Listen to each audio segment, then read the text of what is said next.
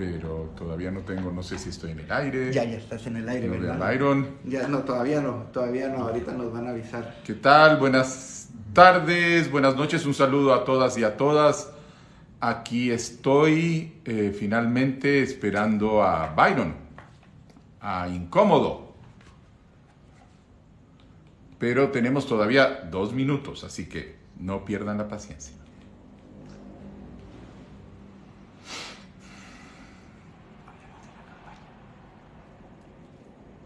Pues en lo que tenemos un minutito solo para decirles que este fin de semana ha sido sumamente intenso y sumamente interesante.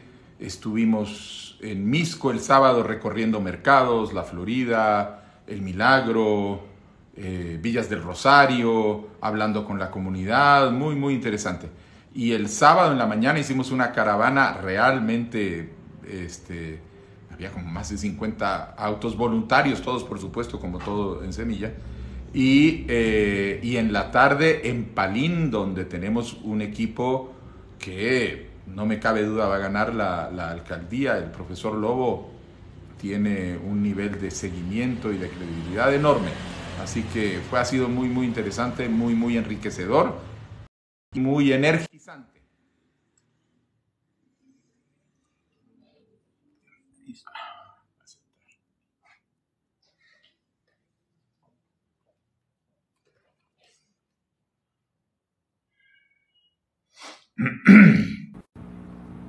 Pues ya las tengo.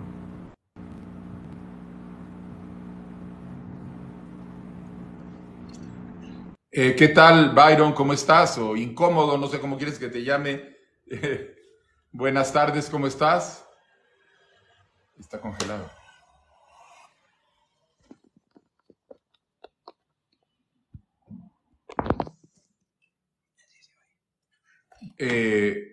Incómodo, ¿me escuchas?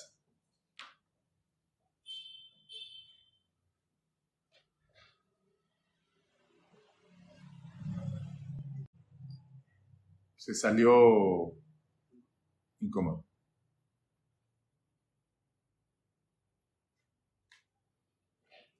Dice que hay un montón de problemas de conexión y que está esperando a que conecte. ¿Estamos en el internet de la casa o en...? No, del celular. Celular. ¿Es más está? Ah, ok.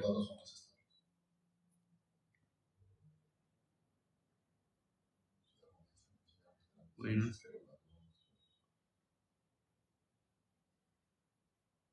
5G. 440 personas de entrada.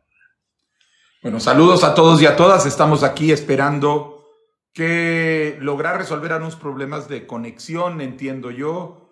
Incómodo está tratando de resolverlos y pues aquí estamos mientras tanto esperando. Les cuento que ya somos conmigo 528 en esta conversación y esperamos poder comenzar pronto.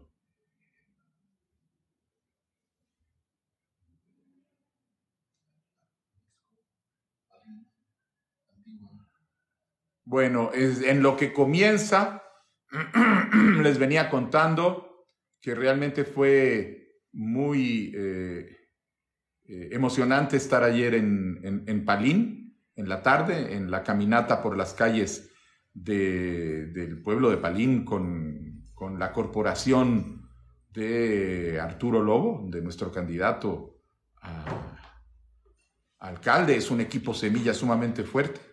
Y en la mañana habíamos estado acompañando a Maynor, nuestro candidato a alcalde en la Antigua, con los candidatos a diputados por Zacatepeques. Estaba Diego Toledo, Mercedes Monzón.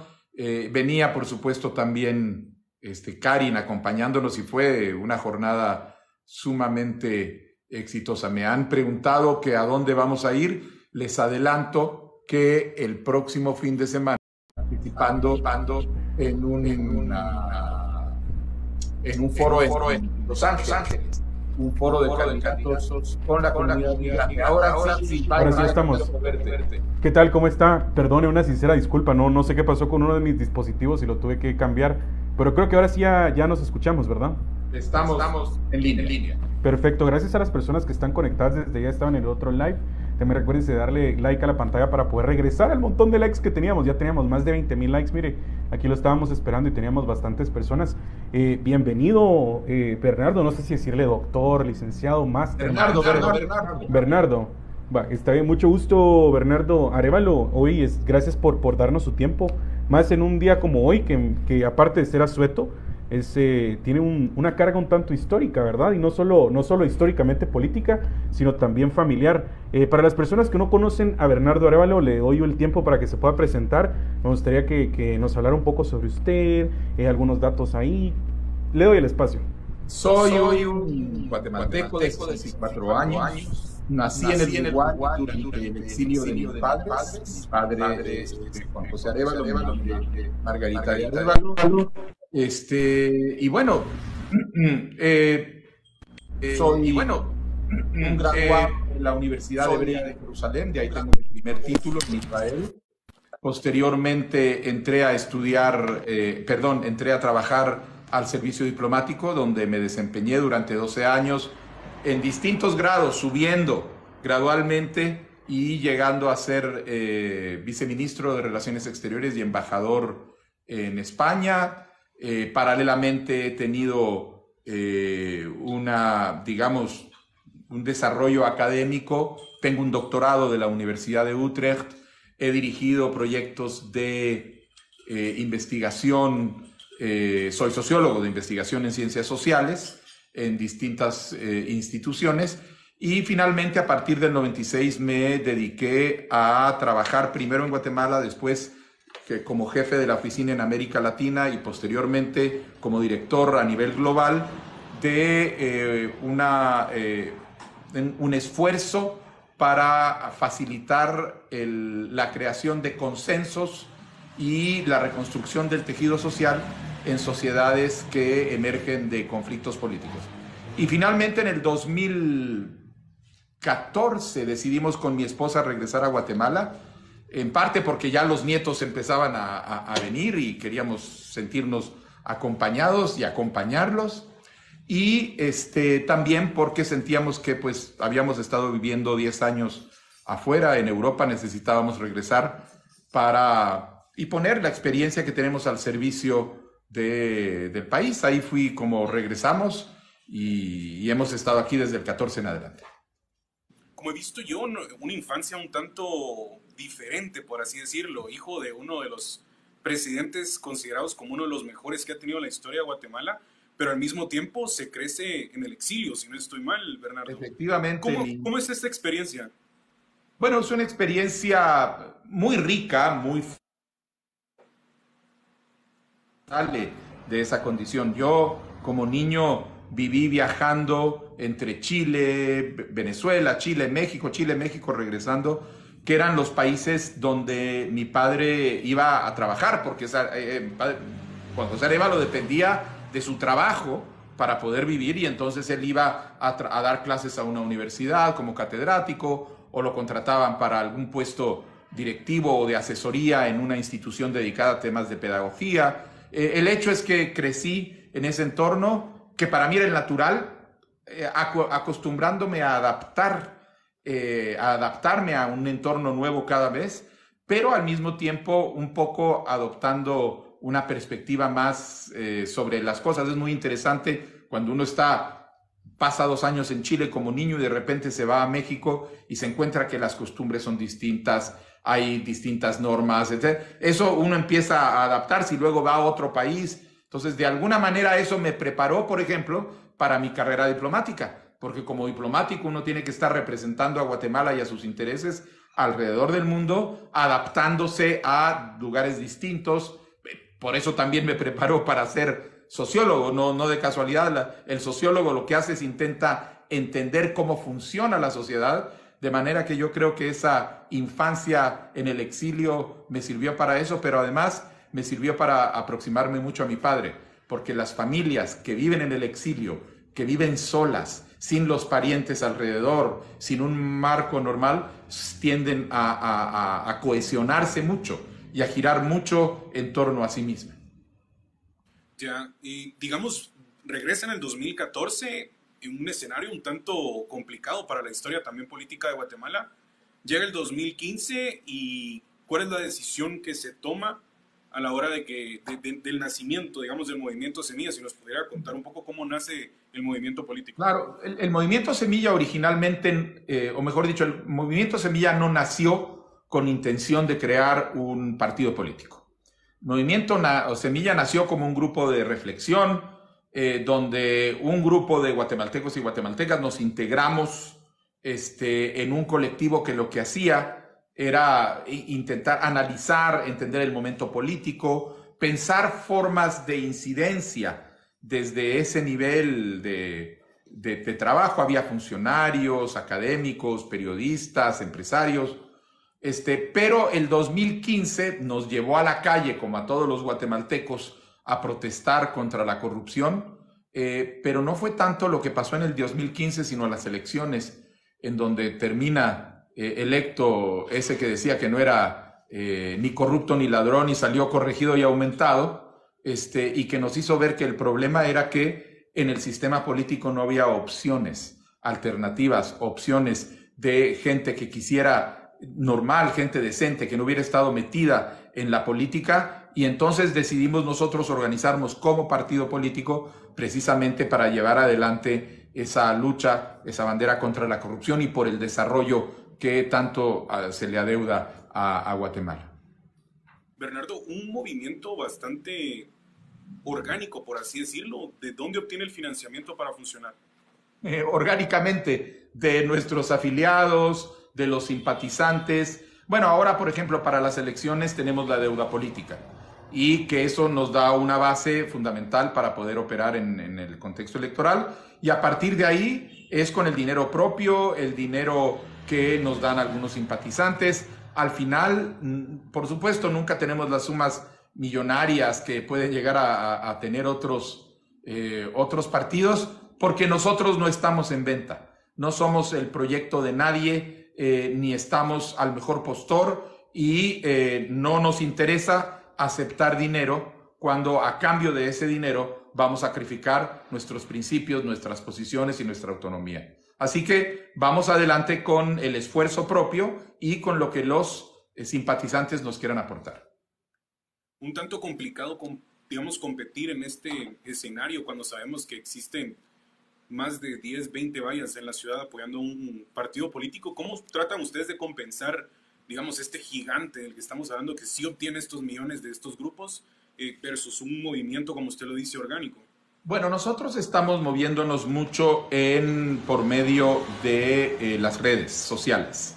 En primer lugar, porque creemos que en realidad ya las redes sociales son no únicamente fuente de contacto y divertimiento, sino fuente de comunicación y formación de ideas. Y en ese sentido estamos ya avanzando en las redes. Creemos además de que y hemos notado mucho nivel de cansancio en la gente y de cinismo alrededor de todas esas vallas. Ya inclusive hay comentarios alrededor de la contaminación visual que implican. Y lo que hacemos es las redes y las caminatas, hablar con la gente, estar en los mercados. Por ejemplo, estuvimos en los mercados de Misco el día sábado, hacer caminatas como hicimos ayer en Palín, o caravanas como hicimos ayer en La Antigua, de manera que tenemos otras formas que, según nosotros, van a además permitirnos llegar a la gente para que vea que efectivamente sí se puede hacer la política de forma diferente y no depender de las grandes cantidades millonarias alrededor del tema. ¿Cuál diría que es un área de oportunidad que tiene, digamos, ahora de que usted va a hacer campaña y tenemos tal vez una población un tanto acostumbrada a recibir algo a cambio o tener un regalo cuando están ahí? ¿Cómo ha sido el acercamiento y la aceptación de las personas? Mire, nosotros nos hemos encontrado realmente con muy buena aceptación. En principio, porque lo que sí notamos, incómodo, Byron. Incómodo. Incómodo. Lo que sí encontramos incómodo es mucho hartazgo de la gente, mucho cansancio de la gente, de los mismos políticos de siempre, de los mismos partidos de siempre, de esa gente que anda rebotando de partido en partido, buscando a ver dónde agarra hueso. Ahora está de candidato a diputado por aquí, luego va a ir de candidato a alcalde por allá dentro de 4 años, y eso pues ha generado un nivel de rechazo. El peligro que tenemos, Incómodo, es que el rechazo ahorita está en una etapa de apatía. La gente ya no se quiere involucrar, algunos dicen que no van a ir a votar, se están replegando, y eso es lo que más le conviene y lo que más quieren los corruptos de siempre. Lo que necesitamos es precisamente convertir ese cansancio, ese hartazgo, esa sensación de que ya no podemos más con la corrupción en una protesta, en una decisión de buscar a aquellos partidos que, como nosotros, ofrecemos honestidad y trabajo, que lo que tenemos es una convicción de que la política tiene que ser un acto de servicio público y no una oportunidad de servirse de lo público, que es lo que hacen todos estos políticos de siempre.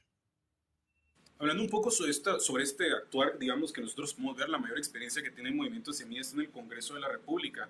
Mucha percepción, digamos, o crítica es de que el trabajo fue poco o tal vez que la denuncia no fue suficiente. ¿Considera usted que esto es cierto y evaluándolo en este momento le hubiera gustado hacer algo diferente? Yo diría, Byron, que hay que separar entre quién hace más ruido y quién hace más trabajo. Hay otros que gritan más. Hay otros que organizan reuniones a donde sientan a gente solo para gritarles y se ponen las cámaras, y eso no necesariamente implica una mayor intensidad y seriedad del trabajo. Yo creo que nosotros hemos hecho un trabajo muy responsable, pero muy vocal también de oposición en el Congreso de la República. Hemos estado muy claramente en la primera línea de la denuncia, por ejemplo, la denuncia del presupuesto criminal del 2020, que la propuesta nuestra, las denuncias que nosotros hacíamos generaron ese rechazo que conectó con el rechazo ciudadano y que terminó con ese movimiento social que hizo que fuera engavetado. Así como contra la ley esa que era una ley para criminalizar y para perseguir a las mujeres, al aborto. Es decir, ha habido una serie de elementos en donde tanto en la parte de denuncia como en la parte de interpelación, por ejemplo, nosotros hicimos la interpelación al ministro de Gobernación, que a propósito fue la última interpelación completa que ha habido en el gobierno de la República, porque después ya cerraron las puertas, no les gustó lo que hicimos nosotros con el de Gobernación, y entonces ya no han dejado que se siga interpelando a nadie más.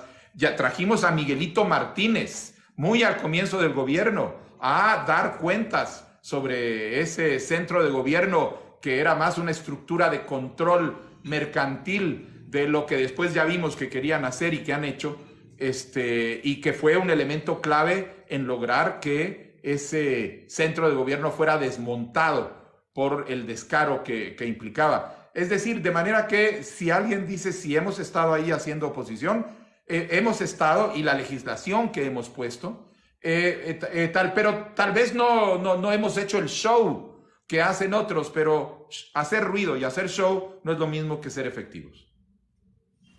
Ya, digamos, muy pocas veces se habla, hablemos un poco sobre su candidatura, muy pocas veces se habla sobre la vicepresidencia, y yo considero que es un esencial compañero de fórmula para poder gobernar. ¿Nos puede contar un poco sobre su equipo de trabajo actualmente? ¿Cómo no? Incómodo. De hecho, yo comparto la vicepresidencia en Guatemala es una de las más ejecutivas y concretas en América Latina. No es un acompañante del presidente o la persona que lo va a sustituir. De hecho, tiene funciones de gerencia de la presidencia, como en otros países tienen el ministro de la presidencia. Para nosotros ha sido una suerte, un privilegio que Karin Herrera, la doctora Karin Herrera, haya accedido a integrarse a este binomio, y que ella asuma el reto y la responsabilidad de manejar esa vicepresidencia muy concreta y muy activa. Karin es una mujer, es una académica de la Universidad de San Carlos, tiene más de 30 años de experiencia en docencia, en investigación, en dirección de institutos de investigación, también en política universitaria, porque ha sido representante ante el Consejo Superior Universitario, es parte de esa resistencia de la Universidad de San Carlos a la usurpación grosera y corrupta que está siendo ejercida ahora desde esa persona que dice que es rector. Así que ella ha decidido dar un paso adelante. Estuvimos hablando, vimos que teníamos esa comunidad y la hemos integrado al equipo, así que viene ella como parte del binomio. Bernardo, ¿cuál fue el proceso en la creación de su plan de gobierno? ¿Cuántas personas participaron y cuánto tiempo les tomó? Nosotros venimos trabajando en el plan de gobierno incómodo más o menos un año, porque ha sido un proceso gradual de construcción. Ha sido en primer lugar un proceso consultivo, porque lo que hemos hecho es, nos hemos reunido con grupos profesionales, técnicos de las distintas áreas para poder hablar con ellos, intercambiar, hacer una evaluación de cuál es el estado de la situación y a partir de ahí identificar cuáles son las mejores propuestas. Esto nos ha permitido ir armando, es decir, hemos hablado con productores campesinos, hemos hablado con empresarios, hemos hablado con trabajadores, hemos hablado con profesionales de la salud, con expertos en educación, con expertos en seguridad, y de todo esto se ha venido cuajando un plan que no es, muchísimos de los planes que están ahí, si no diría yo todos, son sencillamente la reunión de un diagnóstico, y todo el mundo sabe los diagnósticos en Guatemala, con algunas ocurrencias de lo que se quiere hacer. Nosotros tenemos una aproximación estratégica para realmente recuperar las instituciones del Estado, para ponerlas a trabajar y lograr ciertos resultados en la idea de un plan que va a permitir retomar la senda del desarrollo de una manera muy concreta y efectiva. En un resumen, nosotros queremos poner a funcionar, a generar muchísimo empleo mediante la inversión masiva en obra de infraestructura, en construcción de carreteras, en recuperación de bosques, en recuperación de cuencas hídricas, todo esto para generar masivamente durante 4 años mucho empleo y de esa manera empezar a permitir que sean los guatemaltecos los que con su salario empiezan a generar más economía. Tenemos un plan estratégico, tenemos 10 semillas para el desarrollo que si nos dan, como nosotros creemos que nos van a dar el voto de confianza para ponerlo en práctica, de verdad van a hacer florecer una nueva primavera del desarrollo en Guatemala, pero además tiene algo incómodo que no tiene ningún plan y eso me la juego. Este plan ha sido calculado al centavo. Nosotros cuando decimos que vamos a construir 400 puestos de salud en 400 comunidades que hoy no tienen un centro de atención primaria, sabemos cuánto nos van a costar esos puestos. Sabemos de dónde vamos a sacar el dinero. Sabemos cómo se va a pagar y qué efecto va a tener eso dentro de la estructura de crecimiento del país. Ustedes pueden entrar, a quien quiera verlo, en movimientosemilla.gt. Tenemos el plan de gobierno y tenemos la agenda legislativa. Y en el plan de gobierno, de verdad, están ya un resumen de los datos financieros que evidencian que nosotros no solo estamos llegando con ocurrencias o inclusive con buenas ideas, sino con planes concretos que sabemos de dónde los vamos a pagar.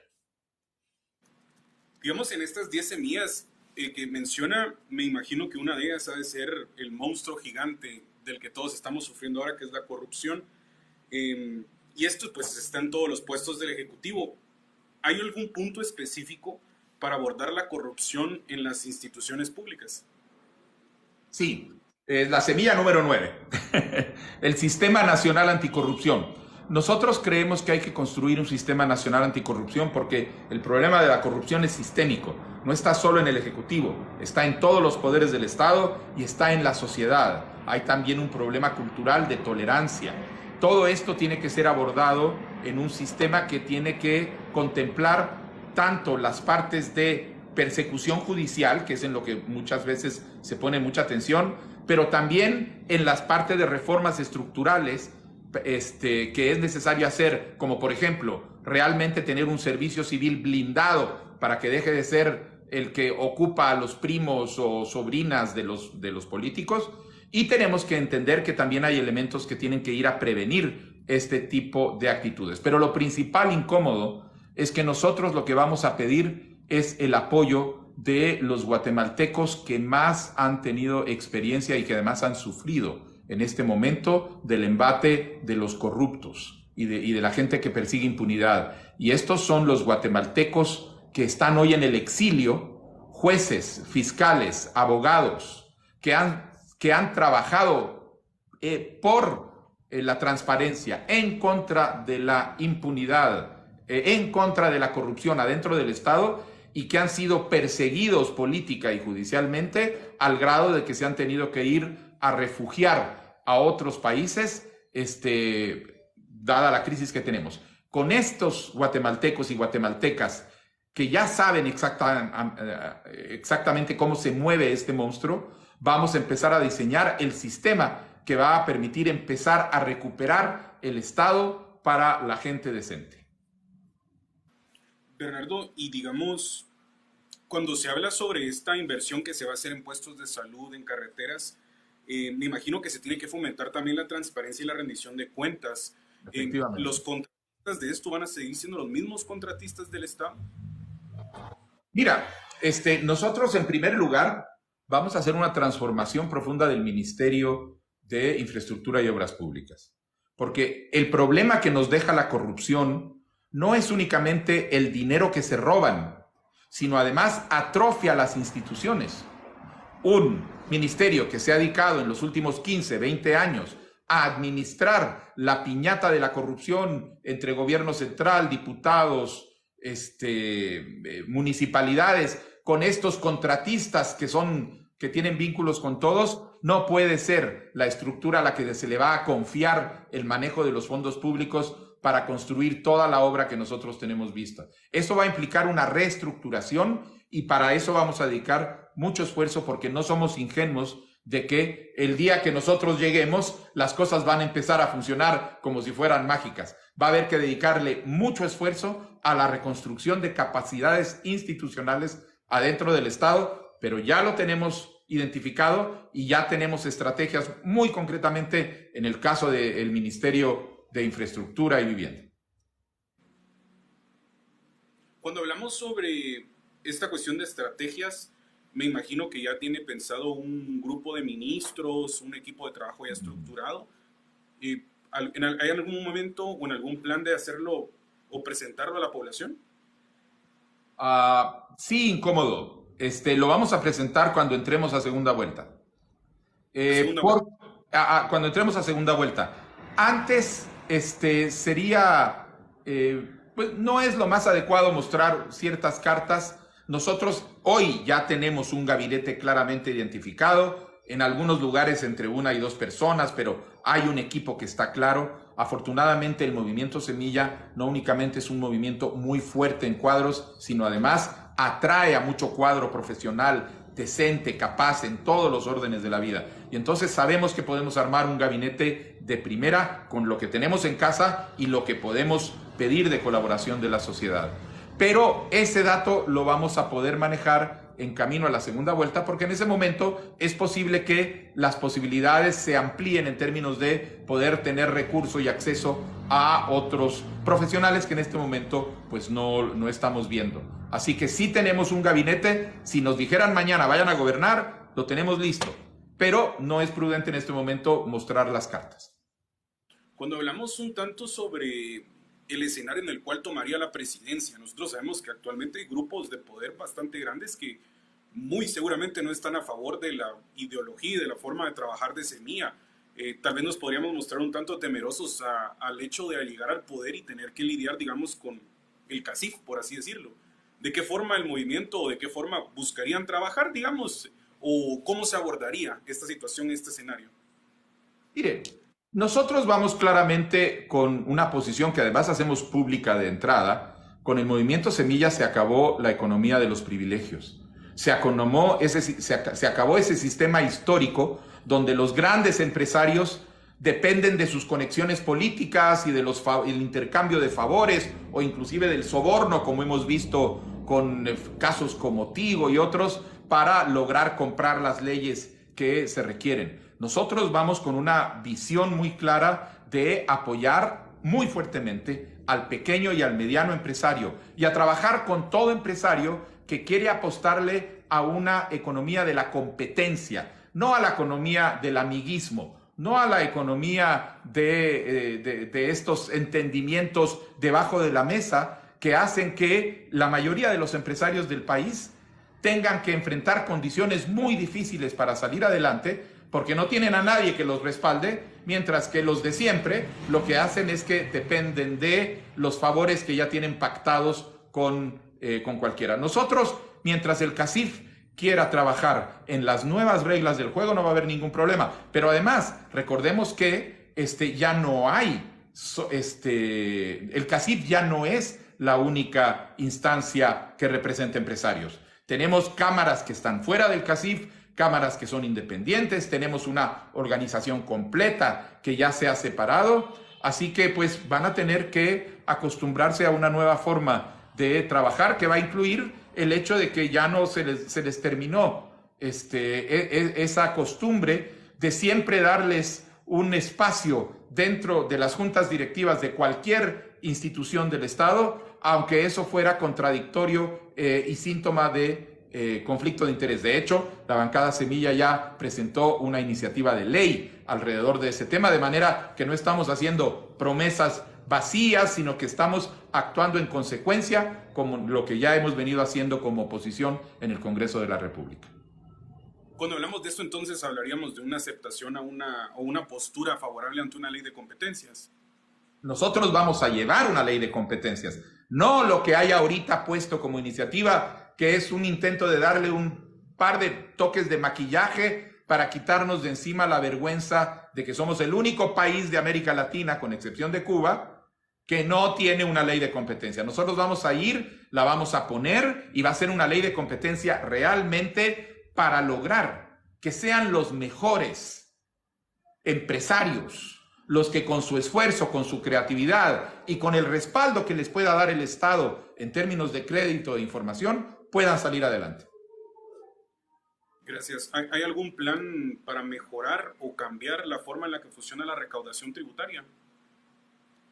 Bueno, nosotros sí, definitivamente lo que vamos a hacer es fortalecer la recaudación tributaria y además tenemos un objetivo muy, muy concreto y que es vital para nosotros, va a ser vital para nosotros como gobierno para poder cumplir las ofertas que estamos haciendo.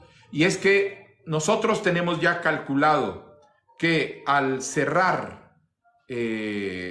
terminar con la evasión del impuesto sobre la renta, terminar la evasión sobre el IVA, combatir y cerrar el espacio al contrabando y cerrar todo tipo de superficialidades en el ejercicio del Estado, vamos a obtener los recursos que necesitamos para poder hacer la inversión en el futuro y el desarrollo del país. De manera que vamos a entrar muy de frente contra la evasión del impuesto sobre la renta, del IVA, vamos a luchar muy de frente contra el contrabando y eso nos va a permitir, incómodo, no tener que aumentar impuestos durante nuestro gobierno, porque desde el ahorro que vamos a tener simplemente de un gobierno que ya no se roba el dinero y se lo lleva a su casa, hay estudios, incómodo, que dicen que el 40% del presupuesto del Estado se va en corrupción.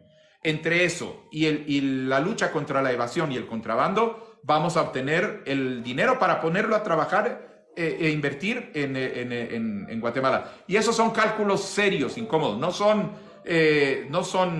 elucubraciones, no son inventos, son hechos por los mejores profesionales que tenemos en el país en este momento. Hablando un poco sobre la cartera de salud, sabemos que esto es algo que afecta a la población en general, ya no solo es a un sector. Obviamente los más vulnerables siempre son las personas en el espectro de la pobreza. ¿Hay algunas medidas concretas que tomará este gobierno para mejorar la calidad y el acceso a la atención médica en Guatemala? pero especialmente en las zonas rurales y marginadas. A ellos me refería incómodo precisamente con esa inversión en los 400 puestos de salud.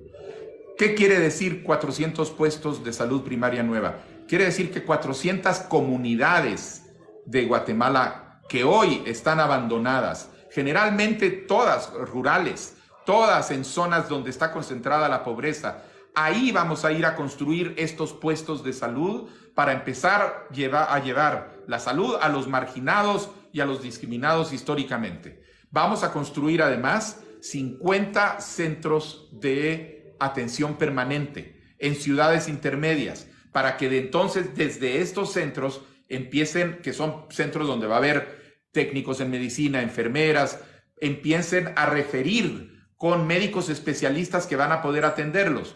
Y de esa manera empezar a practicar una medicina más preventiva para evitar que el problema termine rebotando en los hospitales, que son pocos, que están desabastecidos porque no les dan dinero, de donde la gente tiene que salir a buscar dónde consigue las medicinas porque les dicen los médicos, mire señorita, disculpe, pero para su papá no tengo esta medicina, váyalo a comprar.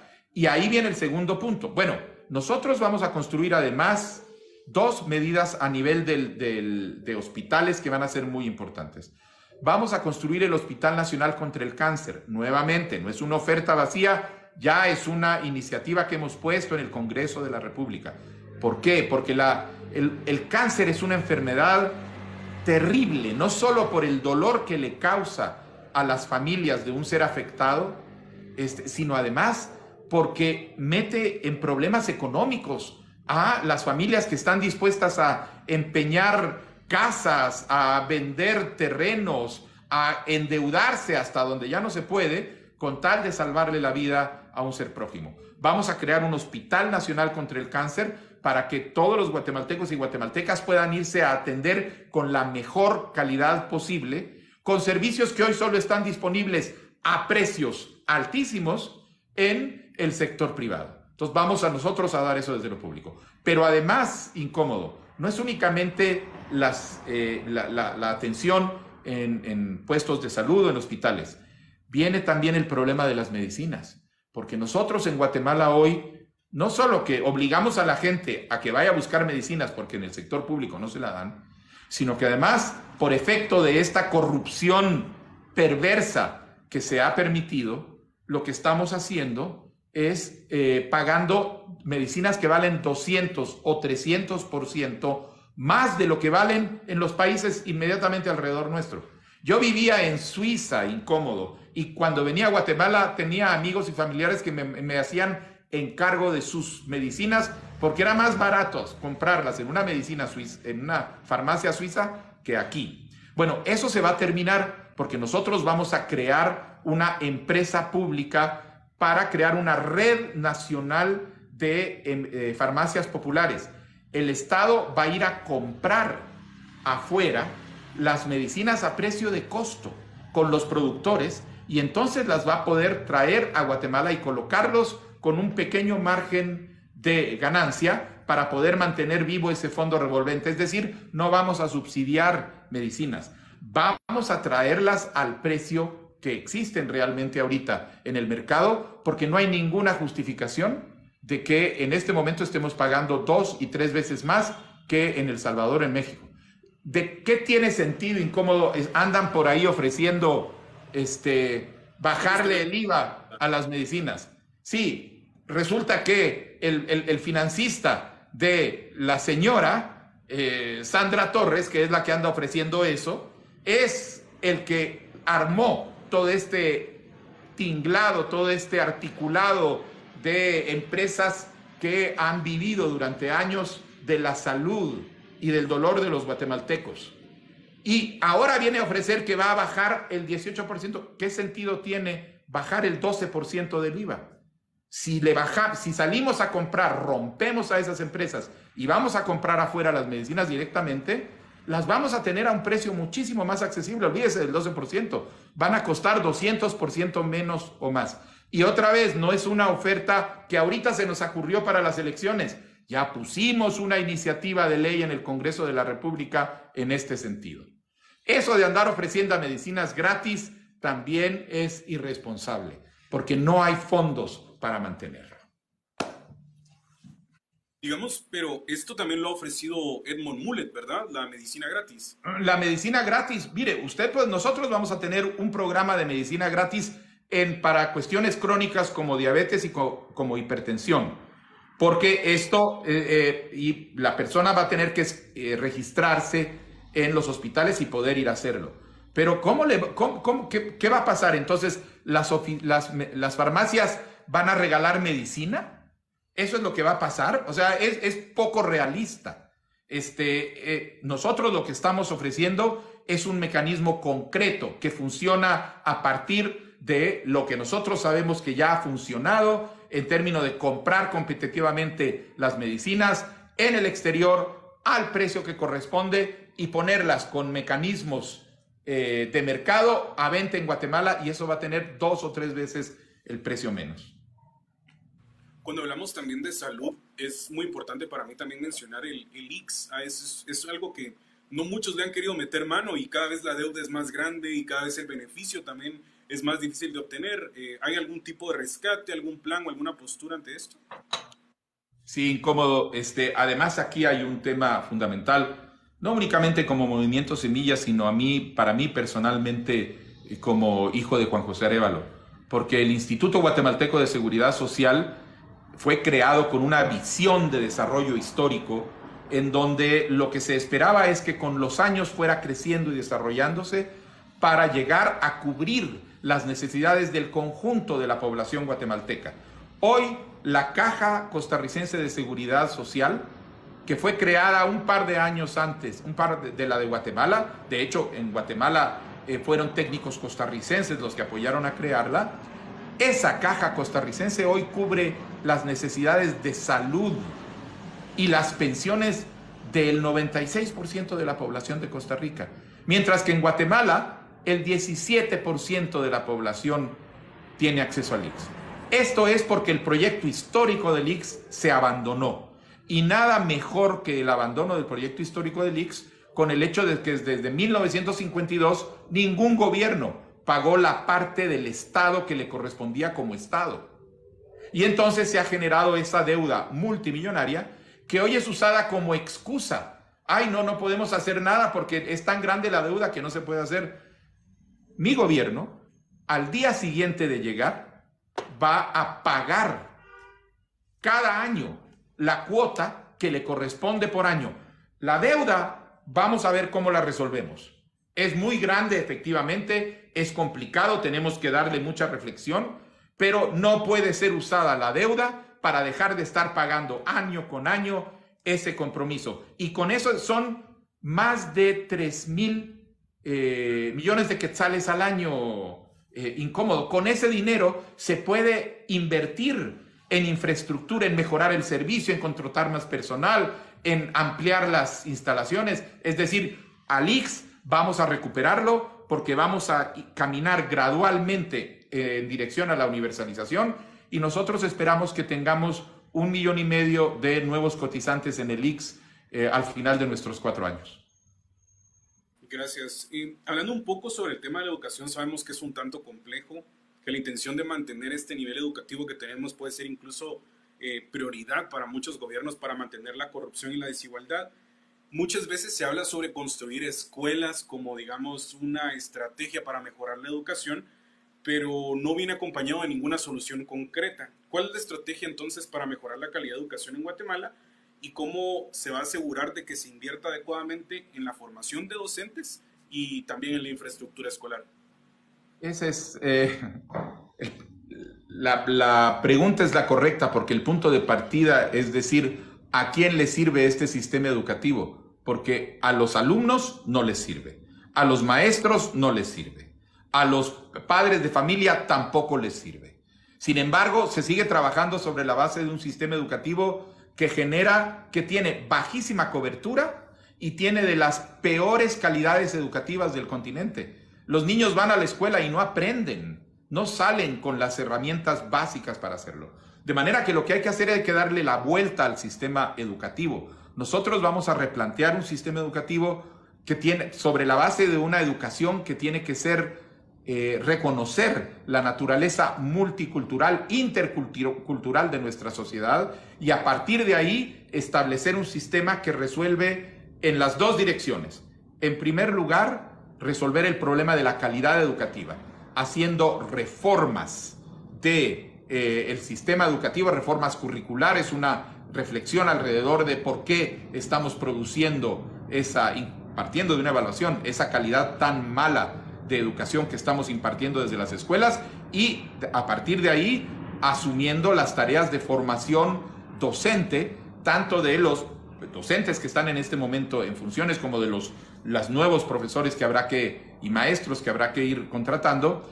Y por el otro lado hay que empezar a avanzar en el tema de cobertura, porque la cobertura educativa que nosotros tenemos es pésima. A ver, en cobertura en el sistema de educación primaria es razonable en términos de extensión, porque tenemos una cobertura a nivel nacional del 85% más o menos, pero en condiciones terribles, escuelas que se caen a pedazos, maestros que no tienen apoyo didáctico, escuelas donde hay una sola aula, donde están todos los grados con un maestro, que se caen a pedacitos, que sobreviven gracias a la vocación de los maestros y al apoyo de los padres de familia.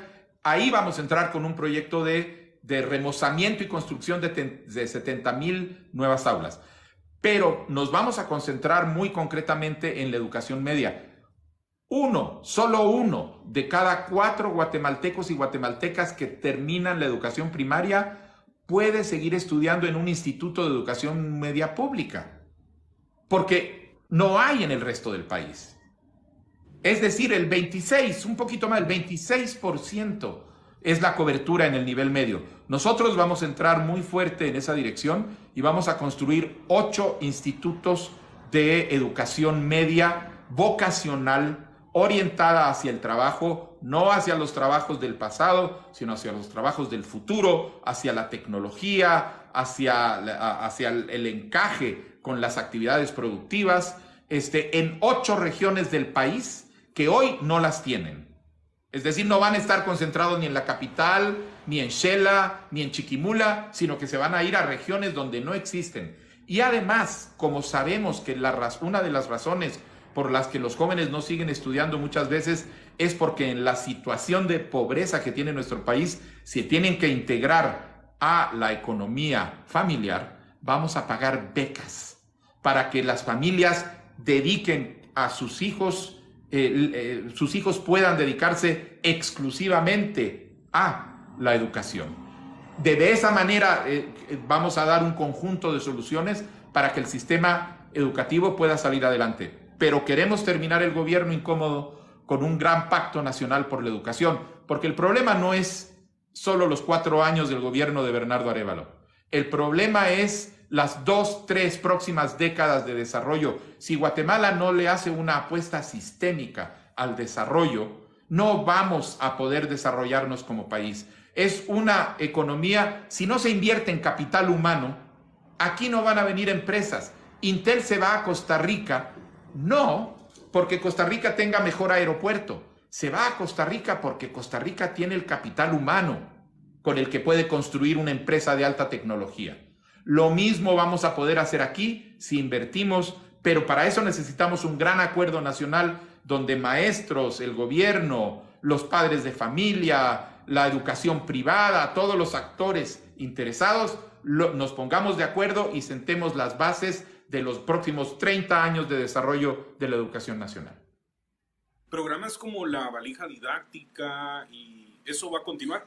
¿O va a cambiar? Van a ser revisados, pero sobre todo, primero que lleguen. Mire, incómodo, es increíble cómo queja constante cuando uno sale alrededor del país, lo veíamos en el Congreso y lo vemos después ahora, cuando estamos haciendo estas giras, es los maestros que se quejan de que las valijas didácticas les llegan cuando le quedan un mes de clases. Imagínense qué absurdo. Por supuesto que va a continuar el apoyo didáctico, lo vamos a revisar, pero además vamos a hacer que sea oportuno y no que llegue ya a punto de que empiecen las vacaciones. Gracias. Sabemos que la autonomía de la USAC la va a tener que respetar si llega a ser presidente. Aún así yo considero que es necesario tener una postura, ya que estamos hablando de un porcentaje de futuros profesionales que se ven afectados por esta imposición de un rector. ¿Cuál es su postura ante esto? Y de ser presidente, ¿va a buscar alguna forma de solucionarlo? Incómodo, efectivamente, ahí hay un marco constitucional que nosotros vamos a respetar y que nos impide intervenir en la Universidad de San Carlos. Pero las autoridades espurias de la Universidad de San Carlos en este momento se van a encontrar que el gobierno de Bernardo Arévalo y Karin Herrera no va a aceptar ni va a convivir cómodamente con esa imposición. Nosotros creemos que tiene que ser adentro la comunidad universitaria, los alumnos, los maestros, los trabajadores de la universidad, los que tienen que recuperar la universidad por medio de las herramientas y los mecanismos que tienen para poder llegar a sacar a ese usurpador y poder recuperar la legitimidad y la vocación de la universidad pública del país. Cuando hablamos de Semilla, es un movimiento de oposición en el Congreso y sabemos que no han sido bien recibidos, que la corrupción viene desde el Ministerio Público hasta el Tribunal Supremo Electoral. Otros partidos han sufrido persecución, les han cancelado candidatos. ¿Considera usted que han sido leves con Semilla o si han atacado al movimiento? Pues miren, nunca nos han querido. Acuérdese que cuando íbamos en la elección pasada con Telma Aldana, nos la trocearon y nosotros no nos rendimos, seguimos adelante y llegamos al Congreso de la República. Después han hecho cosas como ponerle un antejuicio a Ligia Hernández, a nuestra compañera, como era la jefa de bancada, sencillamente porque estaba ejerciendo el derecho de pedir información. Es decir, es una acusación espuria que empezaron a dirigir hacia nosotros precisamente con efecto intimidatorio. Ahora estamos viendo la situación que hay alrededor de una falsificación de una firma que apareció en una hoja de adhesión nuestra. Cuando nosotros nos enteramos y tuvimos a la vista las pruebas grafológicas que decían que efectivamente era una falsificación, nosotros pusimos una denuncia en el Ministerio Público. Durante 6 semanas no nos dicen nada y de repente sabemos que la FESI se llevó, que no tiene nada que ver con los delitos electorales, la FESI se llevó este expediente, pues todavía no sabemos en qué estamos, pero no tenemos ninguna suposición de que nos quieran mucho o que nos estén mimendo. Si no, pregúntenle a Ligia o pregúntenos a nosotros ahora con este caso. Digamos, en tema de justicia sabemos que una parte de la justicia está siendo utilizada para perseguir oponentes y otra parte para liberar antiguos criminales.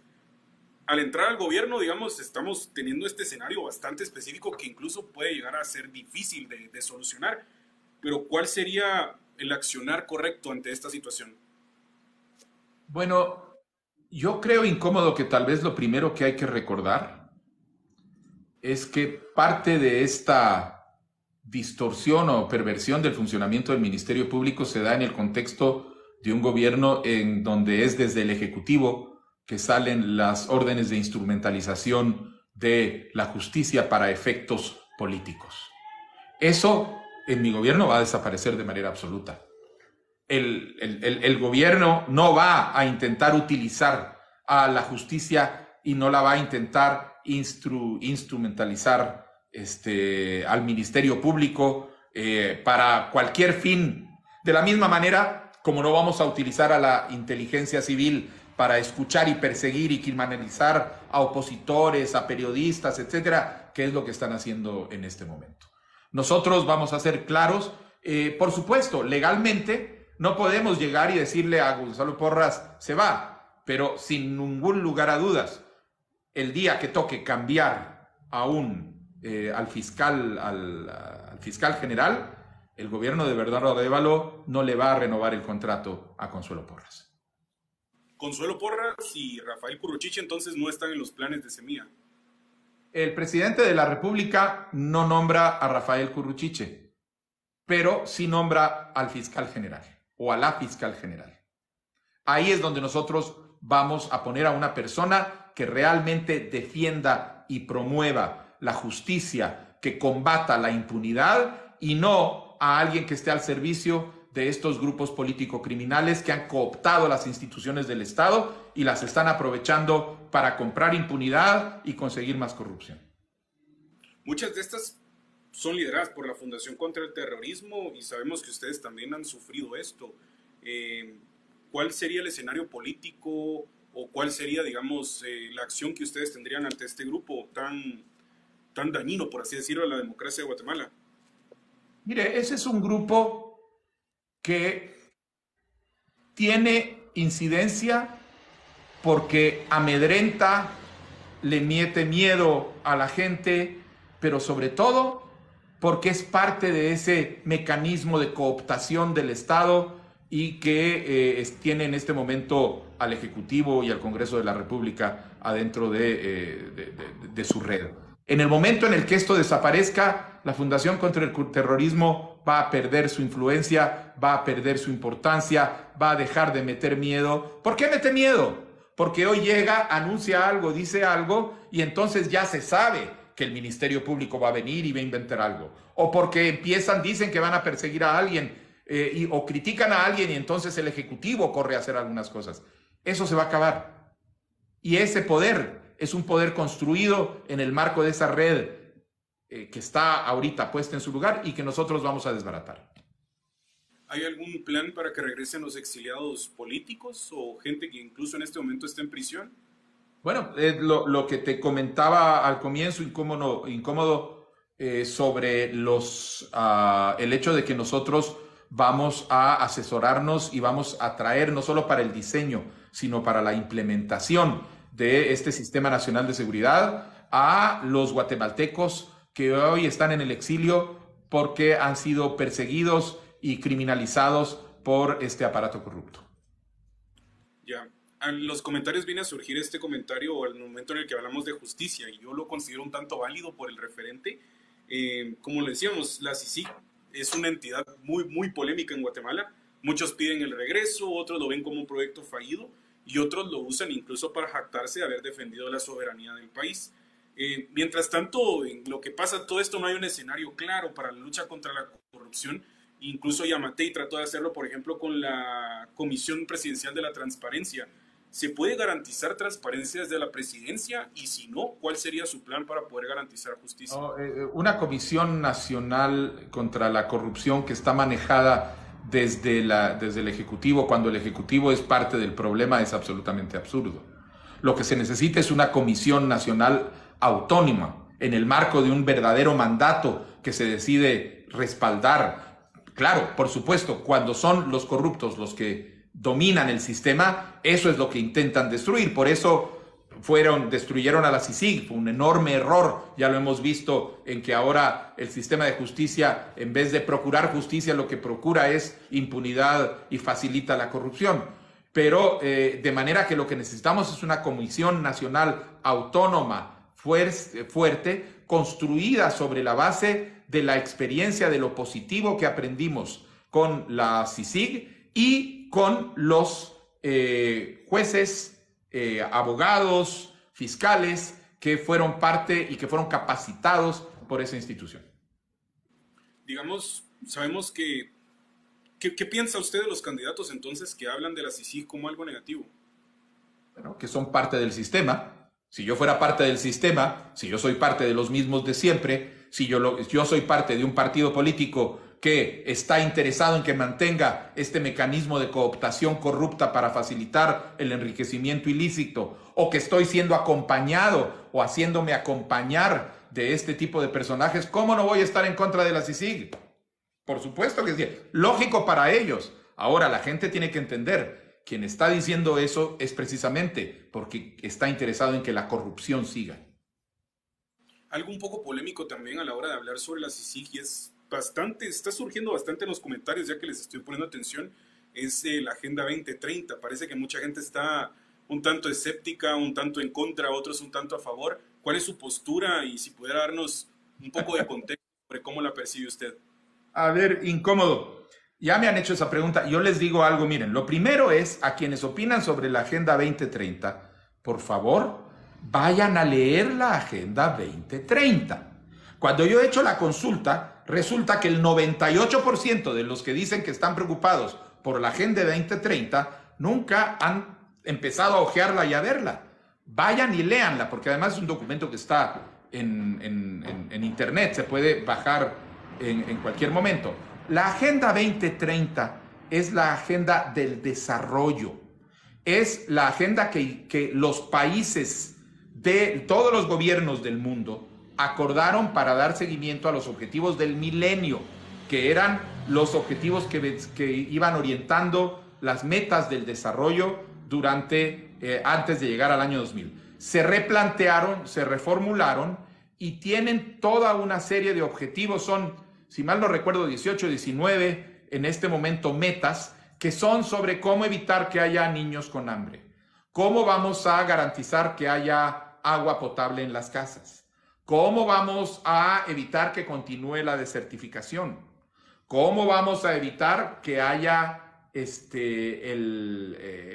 que la desnutrición avance. Es decir, son objetivos de desarrollo. Por eso les digo, por favor, vayan a verlo. Y no solo eso, sino que son el resultado de la negociación y el acuerdo entre todos los gobiernos del mundo. Dentro de eso, el gobierno de Guatemala. Pero no es porque el gobierno de Guatemala lo haya hecho, sino porque es un consenso internacional mundial de los gobiernos.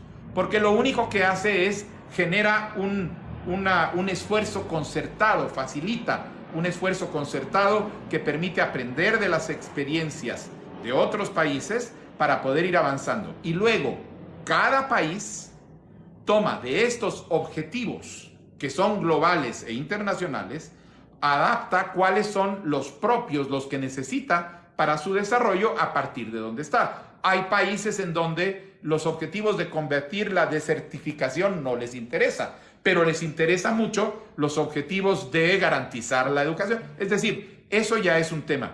Luego, cuando me empiezan a hablar de repente de cosas que no están ahí, de sexo con animales, de prohibir que la gente coma carne y obligar a la gente a que coma cucarachas molidas, le estoy diciendo cosas que me han dicho, incómodo. Eso les pido por favor que me enseñen dónde está en la Agenda 2030, porque yo me conozco los documentos y no están en ningún lado. Así que claro, salvo que hay alguien que tiene los capítulos secretos de la Agenda 2030 y que los tiene por ahí, que por favor me los venga a mostrar. Pero si no, seamos serios. La Agenda del Desarrollo la Agenda 2030 es una agenda para el desarrollo nacional y lo que tenemos que hacer es usar la Internet para combatir la desinformación, no para propagarla. Ok, la Agenda 2030 incluye, también se dice acá en los comentarios, porque hay bastante, créame que hay bastante cuenta preguntando sobre esto, sobre el matrimonio igualitario y el aborto. Entonces, ¿sería esta una prioridad para el gobierno de Guatemala? ¿Cómo lo abordarían? En el gobierno del Movimiento Semilla no va a haber ninguna iniciativa en torno a cambiar la legislación actual sobre el aborto, ni promover el aborto, ni tampoco quitar la legislación actual, que lo que hace es defender la salud de la madre y evitar la criminalización de los abortos espontáneos. Eso es lo que se llama el aborto terapéutico. Es ahí donde nosotros nos vamos a quedar, no tenemos ninguna cuestión. Y sobre el tema del matrimonio igualitario, el matrimonio entre personas del mismo género, mire, nosotros lo que tenemos es un compromiso profundo contra la discriminación por razones étnicas, por razones de clase, por razones de raza, por razones religiosas, por cualquier razón, y vamos como gobierno a garantizar los derechos de todos los guatemaltecos que puedan ser víctimas de persecución o discriminación por cualquier género, por cualquier razón. incluyendo género, etcétera. Pero no estamos pensando hacer una campaña de promoción del matrimonio homosexual. Ok. Hablando sobre esto del desarrollo que lo estábamos hablando nosotros también, sabemos que la seguridad es parte de este desarrollo y que es un problema que afecta bastante a Guatemala. ¿Cuál sería, de qué forma se abordaría entonces la inseguridad ciudadana? ¿Y hay algún plan o algo para garantizar la integridad física y psicológica de los ciudadanos? Sí, incómodo. Nosotros tenemos un plan de seguridad tiene 3 metas. Y detrás de cada una de estas metas hay una serie de medidas que van a garantizar que se alcancen. La primera meta es recuperar las calles para los ciudadanos y el espacio geográfico para todo el mundo. Porque hoy hay barrios del país, zonas donde ya ni siquiera la policía se atreve a entrar porque han quedado en manos de organizaciones criminales, maras o de otro tipo, o grupos del narcotráfico o traficantes de otros ilícitos en las zonas fronterizas, y las fuerzas de seguridad del Estado ya no solo no tienen control, ni se atreven a entrar. Nosotros creemos que esto requiere apoyar a el desarrollo y fortalecimiento de las fuerzas de seguridad para poder cubrir esa función. Nosotros vamos a poner 12,000 nuevos policías en las calles para recuperar el control de barrios y calles en las ciudades, pero no policías como ahora, sino una policía reforzada, con mejores recursos. No policías que anden pidiendo por favor que les den para la gasolina porque no tienen presupuesto para atender un llamado o que tienen que comprarse su propio equipo, sino policías con condiciones salariales dignas, con pleno respaldo, con mucho mejor fuerza y formación, y de esa manera ponerlos ahí. La segunda medida es la recuperación de las cárceles, porque las cárceles ya no los controla el Estado incómodo, las controla el crimen, los criminales. Son los prisioneros los que deciden cómo tienen que funcionar. Y eso lo vamos a hacer mediante una serie de medidas. En primer lugar, porque al el gobierno no tolerar la corrupción, se va a acabar esa tolerancia que existe con el sistema penal totalmente corrupto. Vamos a trabajar para deshacinar las cárceles, vamos a separar a las personas que están cumpliendo condena de las personas que están detenidas en espera de una resolución judicial. Vamos a construir una cárcel específicamente para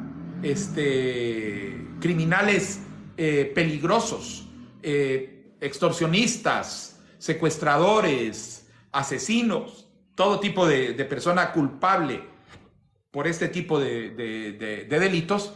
Y lo vamos a hacer en una zona aislada del país, porque de esa manera vamos a poder garantizar por medios tecnológicos que se rompa esa vinculación de comunicación que tienen hoy y que le permite a los criminales seguir dirigiendo el negocio desde la cárcel. Eso ya no se va a poder hacer. Y la tercera medida es realmente apostarle muy fuerte a el desarrollo de la inteligencia. Vamos a profesionalizar la carrera de inteligencia en el país y vamos a apostarle a la investigación criminal para que con esas 2 herramientas podemos penetrar las redes criminales y desarticularlas antes de que se conviertan en un problema más grave. Creemos que de esa manera, recuperando las calles, recuperando las cárceles y desbaratando a las bandas, vamos a poder tener el efecto necesario para que la seguridad de los y las guatemaltecas estén garantizados. Digamos, esto de la construcción de la cárcel, también está el presupuesto de dónde vendrá en el plan de gobierno. Sí, efectivamente, está ya calculado. Es más, te puedo decir, incómodo, hay una cárcel que está en este momento en proceso de construcción. Es la cárcel que va a estar ubicada en Escuintla, al lado, detrás de la cárcel de Canadá. Nosotros estamos planteando adicionalmente a esa, otra más de alta seguridad que va a estar en otra zona del país. Y ya están los fondos identificados. La primera está siendo construida con un préstamo. La otra que nosotros vamos a construir es con fondos del presupuesto nacional que ya están disponibles.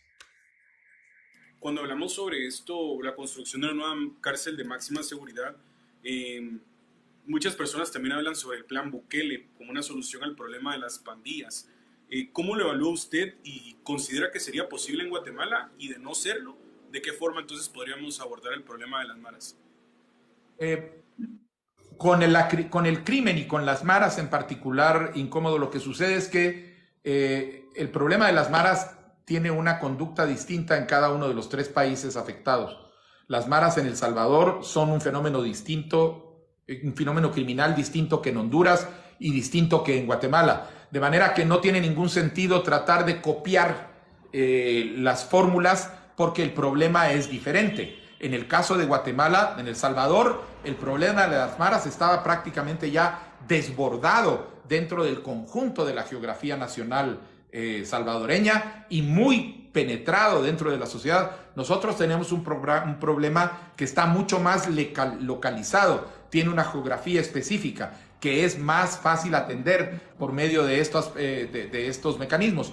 Por eso nosotros estamos ofreciendo esta vía, recuperar las calles, recuperar las cárceles y la inteligencia, y creemos que con eso vamos a lograr el efecto necesario.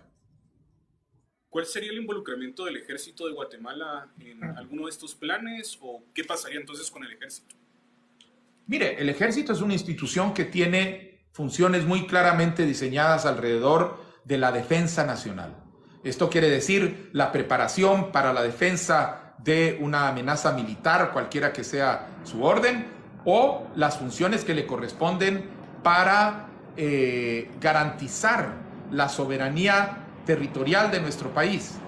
Es lo que se llama una fuerza de interdicción, que evita que haya violaciones a esta soberanía, ya sea marítima, ya sea aérea o ya sea territorial. Y el ejército de Guatemala tiene que ser fortalecido para dedicarse fundamentalmente a garantizar la interdicción del espacio nacional y a sus funciones de preparación para la defensa nacional en caso de una agresión de otro tipo. Sus funciones en otras áreas solo pueden ser eventuales y sujetas a las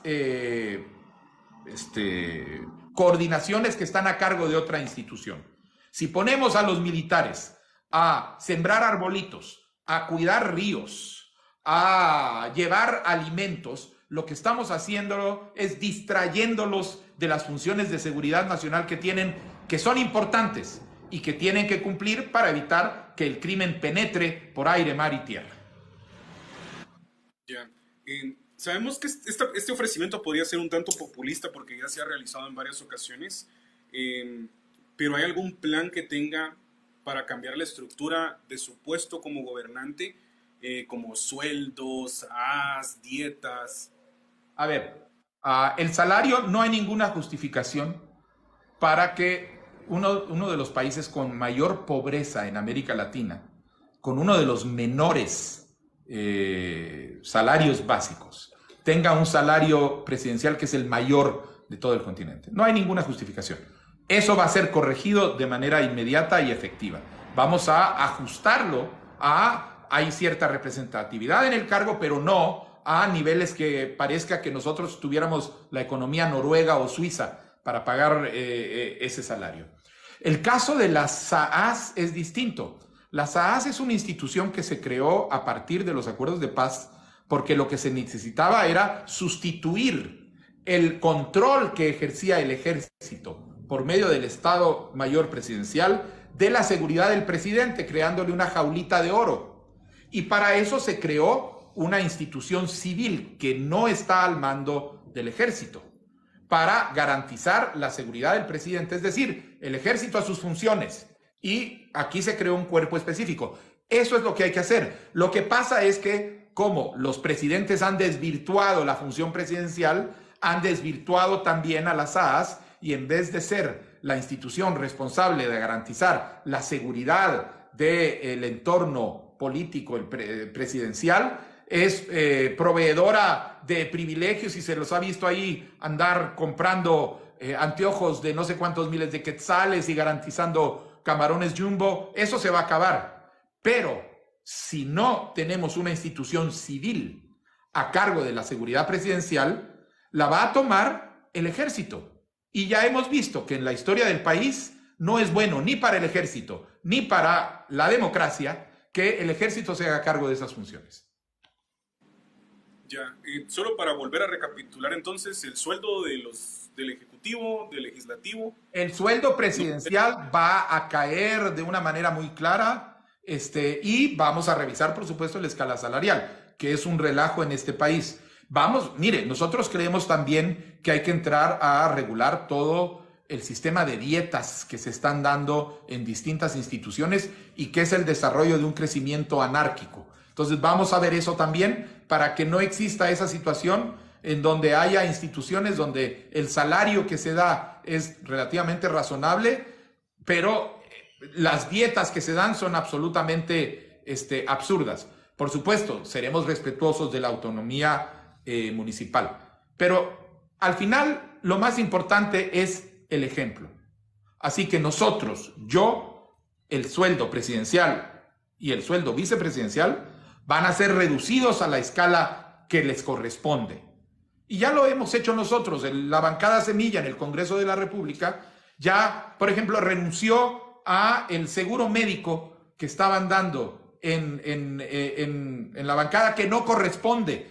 Y estamos peleando, pero no nos han querido hacer caso, que a los diputados al Congreso de la República no se les pague un seguro privado, sino que se les pague el IX para poder tener derecho a, como todos los trabajadores del Estado y los funcionarios, a tener el servicio de salud del Instituto Guatemalteco de Seguridad Social.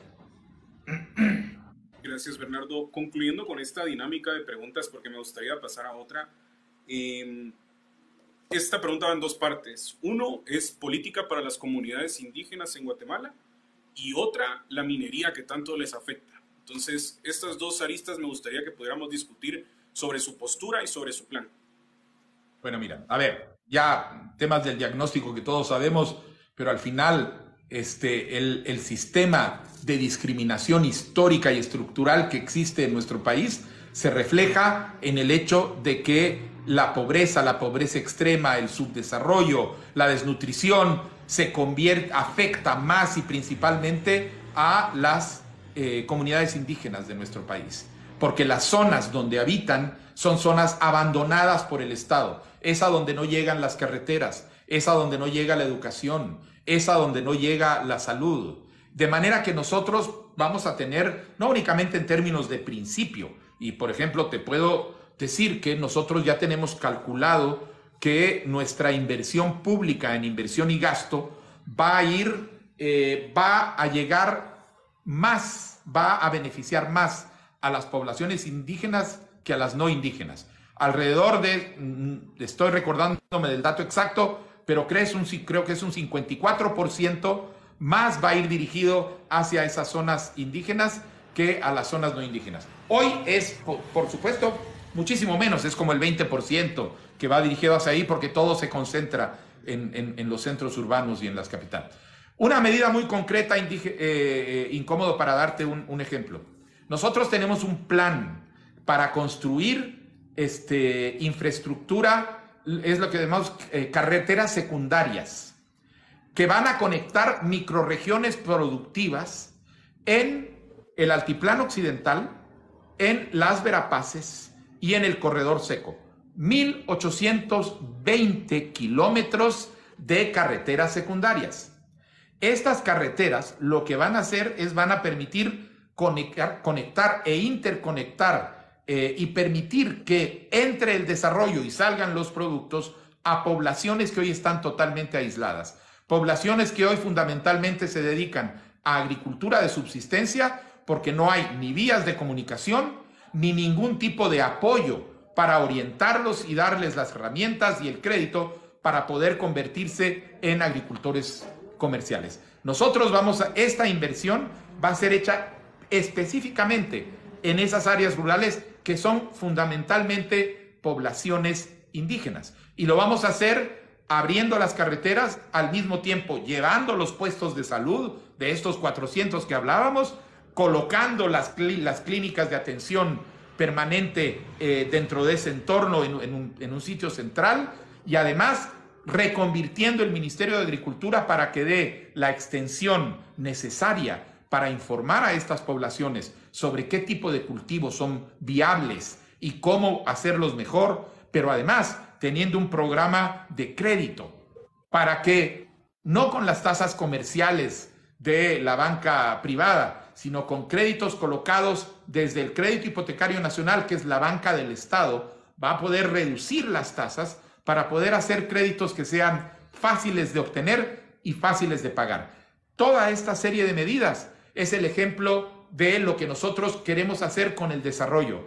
No esperar a que llegue esa derrama de la que siempre hablaban y que nunca llega, que cuando se enriquecen más los de arriba, eventualmente van a llegar las gotitas hasta abajo.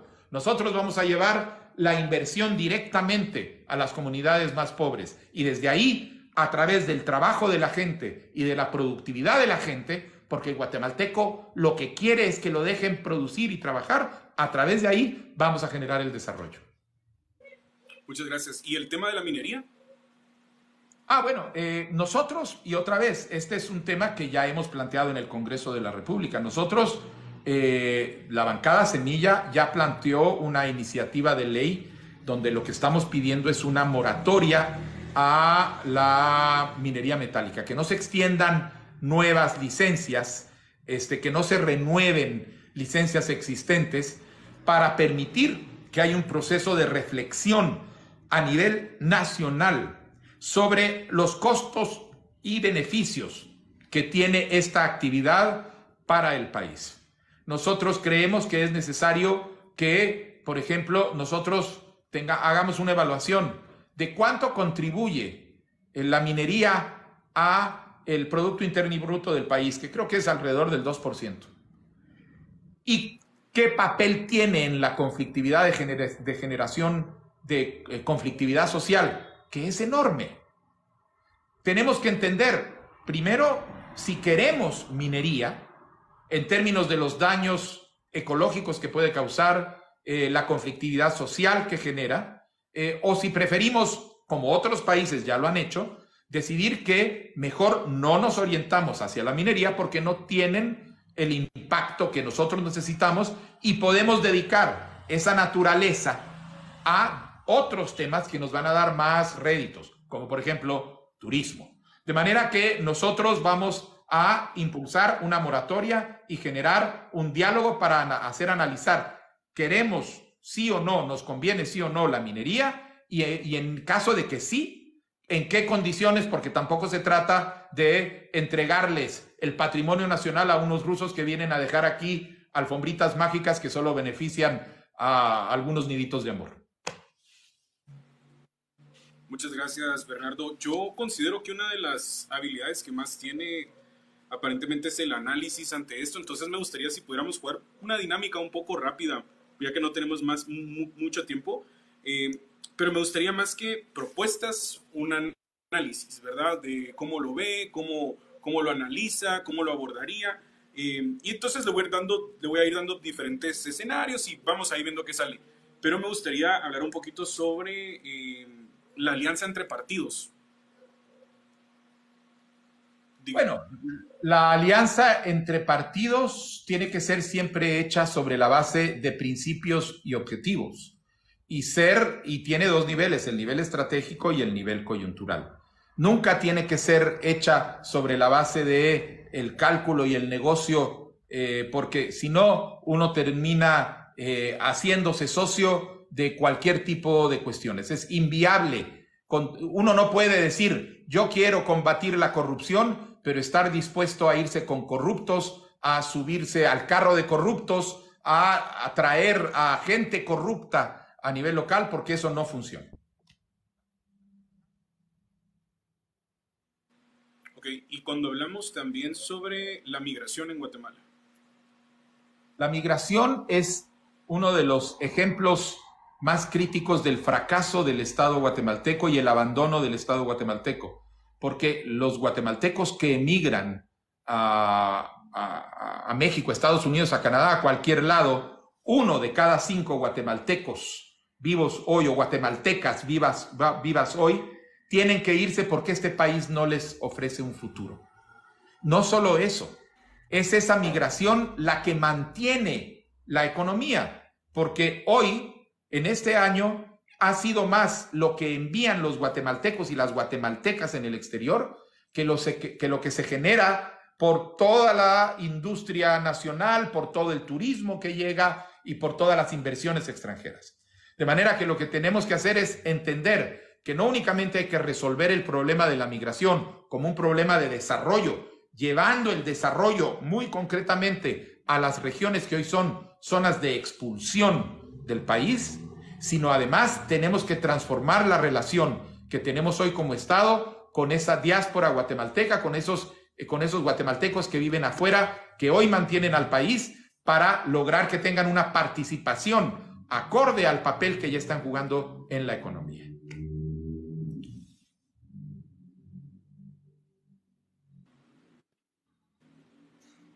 Ok, muchas gracias. Y si ahora pudiéramos hablar sobre el narcotráfico en Guatemala. Bueno, el narcotráfico es una enfermedad global. Tristemente, nosotros estamos en el camino entre las zonas productoras y el mayor mercado de drogas del mundo. Eso nos afecta y además inclusive ya hay indicios de que están empezando a desarrollarse, pero es un problema que afecta a los países precisamente que están, que tienen estructuras corruptas. Porque el narcotráfico lo que dispone es de cantidades enormes de dinero para tratar de comprar favores, comprar impunidad, comprar silencio, permitir que hagan las cosas. Y eso funciona perfectamente cuando tenemos clases políticas corruptas, funcionarios corruptos, sistemas de seguridad penetrados por gente que se deja tentar por la corrupción. Por eso, si queremos derrotar al narcotráfico y a cualquier forma de tráfico ilícito, tenemos que entender que tenemos que luchar contra la corrupción. Permitir un gobierno corrupto es rendirnos ante el dominio del narcotráfico.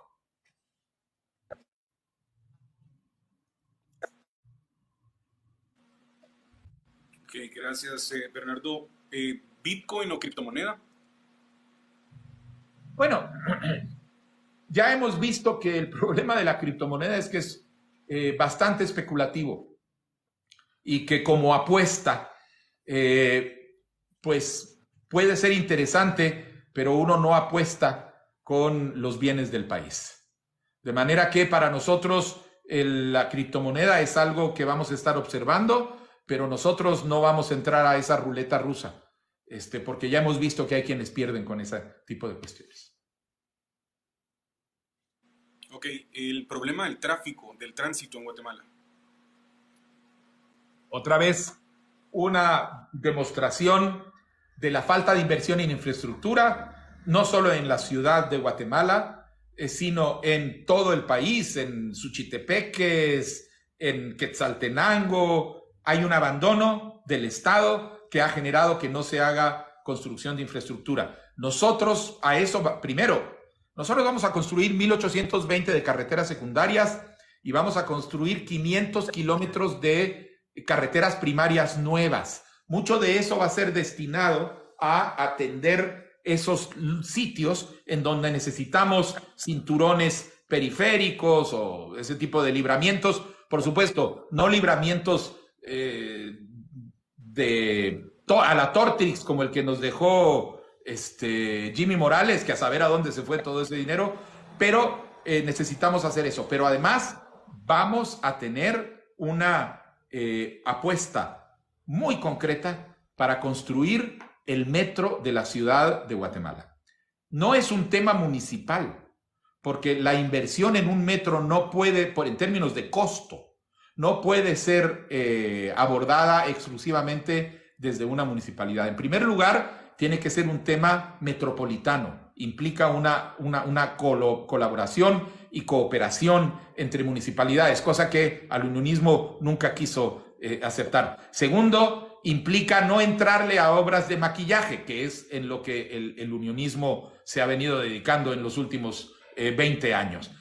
Es una medida estructural que tiene que ser adoptada con seriedad desde el primer día, porque es un proyecto muy intenso, muy caro, que va a generar muchísimo trabajo, pero que también es complejo, para que tengamos ya la primera línea. Eso es lo que nosotros tenemos estimado, funcionando para cuando comience el 4º año de nuestro gobierno. La línea desde Misco hasta el Obelisco. Y en eso estamos trabajando con la planilla Semilla, que va a competir, está compitiendo por la Municipalidad de Guatemala, y con Inoshka Matute, que es nuestra candidata a concejal.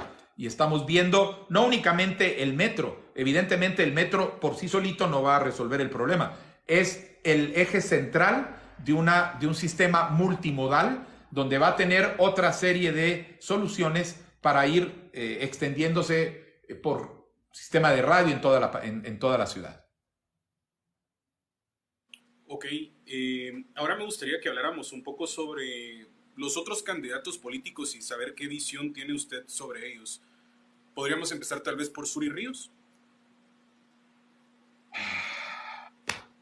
Mire, empecemos por decir que yo creo que hay un problema de constitucionalidad ahí, y que ella no debería estar corriendo, y el hecho de que esté corriendo es un ejemplo del tipo de cooptación de la justicia que se logra mediante el posicionamiento en el Congreso de la República para desde ahí escoger magistrados constitucionales a la medida para que cuando lleguen los casos se dictamine de la manera que uno quiere que se dictamine.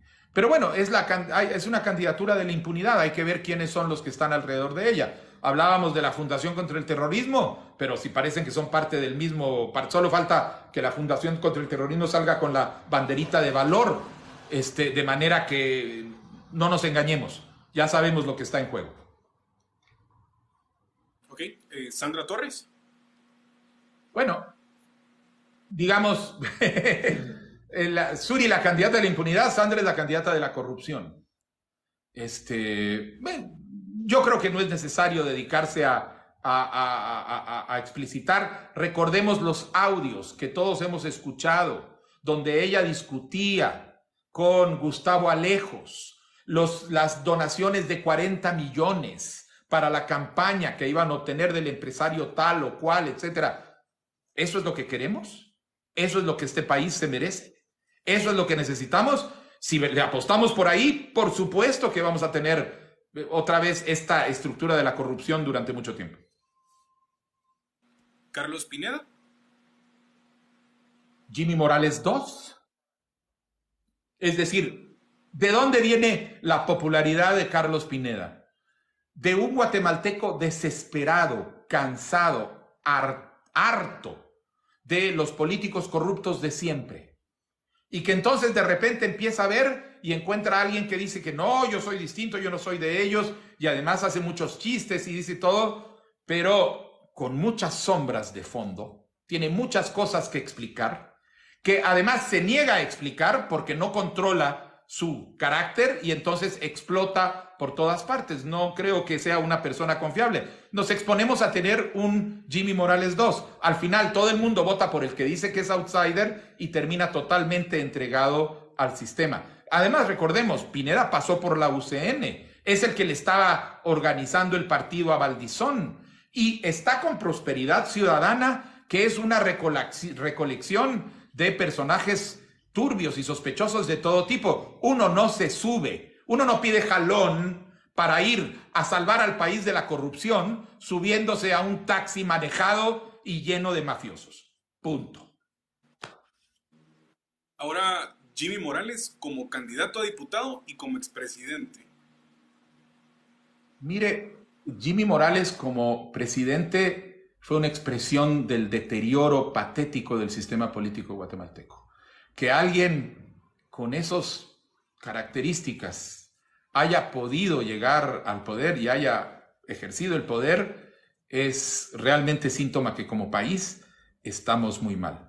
Y como candidato a diputado lo que está jugando es a la falta de memoria de la población, porque lo único que hay que ir a ver es qué fue lo que hizo, lo que no hizo. Hay un ejemplo, yo no me olvido de esa escena en donde él salía anunciando el libramiento de Chimaltenango como la gran obra de infraestructura de Centroamérica, etcétera. Vayan por favor hoy a ver lo que es ese libramiento de Chimaltenango. Eso retrata a la persona. Y además fue el que, por no poder resolver un tema personal, terminó cargándose a la CICIG y abriéndole las puertas a la corrupción dentro del país. Y los comentarios piden mucho que pregunte por su opinión sobre el doctor Manuel Villacorta. El doctor Manuel Villacorta, yo a Manuel Villacorta le tengo mucho respeto, lo conozco personalmente, sé que es una persona muy bien formada, pero no puedo dejar de preguntarme por qué se va con más de lo mismo.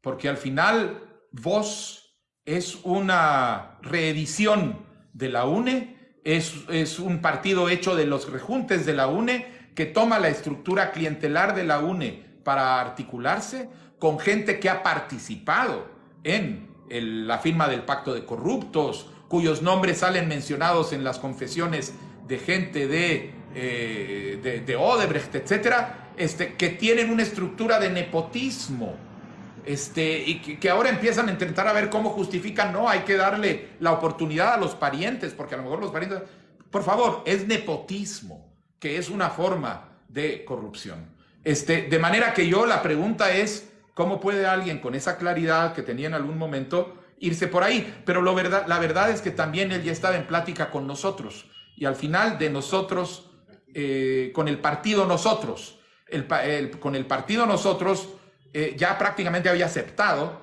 pero al final el partido lo votó, y fue solo porque a Voz se le había ido Antil a última hora y se habían quedado sin candidato, que entonces encontraron ahí y se juntaron para ir adelante. Pero pues que responda él, ¿qué hace eso con sus principios? No sé. Ok, ¿y Edmond Mulet? Edmond Mulet, mire, también a Edmond Mulet lo conozco desde hace rato, es un hombre muy bien formado, un profesional muy claro, pero lo que no entiendo es cómo puede tratar de decir que va a hacer algo diferente cuando lo que está haciendo es armando a lo mismo. En el partido de Edmond Mulet, en Cabal, hay gente muy buena, pero también hay gente muy mala. También hay gente que viene de casos de corrupción, caciques locales, gente que hemos visto actuando en el Congreso en este momento, y que han estado votando. Es decir, yo no me explico, pero quien ofrece que va a actuar diferente no puede hacerse acompañar de más de lo mismo. Bernardo, para tal vez concluir con esta dinámica, ¿le gustaría debatir con alguno de estos candidatos de los que acabamos de hablar? Y teniendo la oportunidad de tener tantas personas acá que han logrado pues esta entrevista, otras entrevistas, tal vez podríamos lograr con la interacción de ellos uno de estos debates a los cuales usted estaría dispuesto. Yo hasta memes he tirado por ahí diciendo, aquí estoy yo, quiero debatir, vamos a debatir. No puede haber una democracia en donde no se contrasten ideas, donde no se pongan los planes sobre la mesa, donde no haya oportunidad de hacerlo. Pero pues Suri ya dijo que no quiere ir a ningún debate, inclusive hasta de entrevistas se está bajando. Yo estoy aquí. Si quieren debatir, debatamos. Es necesario hacerlo. Es sano para la democracia y es bueno para el ciudadano. Las personas aquí están pidiendo un debate con Villacorta. ¿Estaría dispuesto a debatir en esta plataforma con el doctor Manuel Villacorta? Con mucho gusto, incómodo. O sea, es cuestión solo de acordar la agenda. Ok, bueno, las personas en los comentarios saben que Villacorta en la entrevista pasada aceptó este mismo debate. En este momento Bernardo acaba de aceptar el mismo debate, por lo cual estaremos trabajando para que se dé lugar. Bernardo, me gustaría tener la oportunidad de darle a usted los últimos minutos para que pueda hablar con este público que está teniendo en este momento. De mi lado son 1,300 personas con una cantidad mínima a punto de llegar a 500,000 de likes, que fue el like pasado. Todavía tienen tiempo las personas que están dándole tap a la pantalla, pero le ofrezco los últimos minutos para que invite a las personas a acercarse al partido, a ver de qué forma ellos pueden colaborar, por qué deberían de votar por el movimiento Semilla, y pues nada más dejarle ahí el espacio abierto. Gracias, incómodo. A ver, ciudadanos y ciudadanas, tiktokeros y tiktokeras, es difícil exagerar en la importancia que tienen estas próximas elecciones, porque el deterioro del país es tan evidente que es posible que lo que nos estemos jugando es la posibilidad de mantener la democracia en nuestro país. Ahorita la democracia, afectada como está, disminuida como está, atacada como está, todavía tiene oportunidad de reconstruirse, pero solo si tomamos las decisiones responsables para llevar a la gente que no únicamente tiene la capacidad demostrada en la visión, en entender el problema del Estado, en poder rodearse de equipos, sino además tiene la honradez y la honestidad para comprometerse y hacerlo de una manera responsable. No van a luchar por el desarrollo y contra la corrupción quienes han hecho ya gobierno corrupto en el pasado. No van a luchar por el desarrollo y contra la corrupción quienes piden jalón y se suben a vehículos corruptos. No van a luchar por el desarrollo y contra la corrupción quienes arman proyectos políticos aceptando un poco más de lo de siempre con tal de tener votos. Hay que dar un voto consciente, hay que dar un voto crítico. Semilla es honesto, Semilla es capaz. Si queremos un futuro diferente, votemos diferente. Y este 25 de junio es nuestra oportunidad. Doctor, pues sí es doctor en realidad, Bernardo. Si en dado caso no llegara a pasar a segunda vuelta, ¿a quién le gustaría ver? En la segunda vuelta, nosotros vamos a pasar a segunda vuelta. Así que hay que preguntarle a los demás a quién quiere ver con nosotros. Ok, muy buena respuesta. Yo creo que ¿le gustaría finalizar con algo más? No, simplemente muchísimas gracias a quienes nos han estado atendiendo. Vean nuestro programa, nuestro plan de gobierno, nuestra agenda legislativa en movimientosemilla.gt, y a quienes ya tienen claro que de verdad Semilla es la opción, ayúdennos de boca en boca, en las redes, con las familias, con las amistades.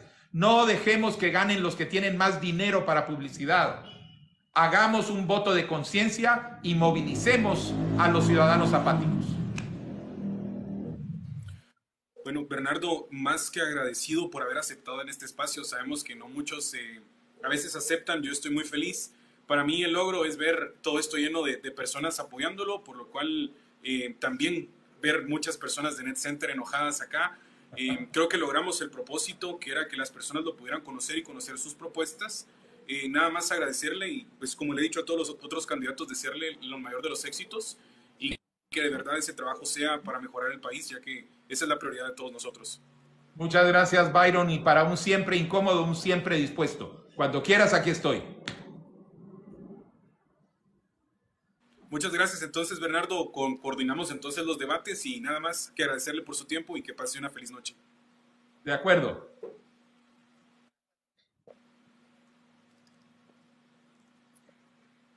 Bueno, para las personas que pudieron o están acá presentes, y ya estamos concluyendo entonces el live con... Bueno.